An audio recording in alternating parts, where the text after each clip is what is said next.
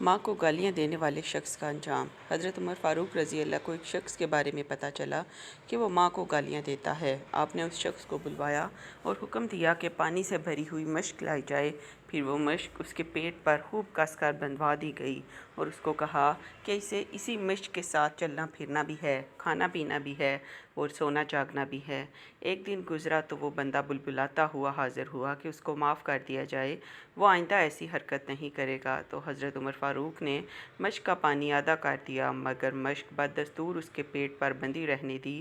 مزید ایک دن کے بعد وہ بندہ ماں کو بھی سفارشی بنا کر ساتھ لے آیا کہ اس کو معاف کر دیا جائے اور اس مشک کو ہٹا دیا جائے۔ وہ 2 دن سے نہ سو سکا ہے اور نہ ہی ٹھیک سے کھا سکا ہے۔ تو حضرت عمر فاروق رضی اللہ نے اس کی ماں کی طرف اشارہ کر کے فرمایا کہ اس نے تجھے پیٹ کے باہر نہیں بلکہ پیٹ کے اندر اتنے ہی وزن کے ساتھ 9 ماہ اٹھا کر رکھا ہے۔ نہ وہ ٹھیک سے سو سکتی تھی اور نہ ہی ٹھیک سے کھا سکتی تھی۔ پھر تو اسے موت کی سی اذیت دے کر پیدا ہوا اور 2 سال تک اس کا دودھ پیتا رہا، اور اب جب اپنے پاؤں پر کھڑا ہوا تو اس کا شکریہ ادا کرنے کی بجائے اس کے لیے تیرے منہ سے گالیاں نکلتی ہیں۔ اگر آئندہ یہ شکایت موصول ہوئی تو تجھے نشان عبرت بنا دوں گا۔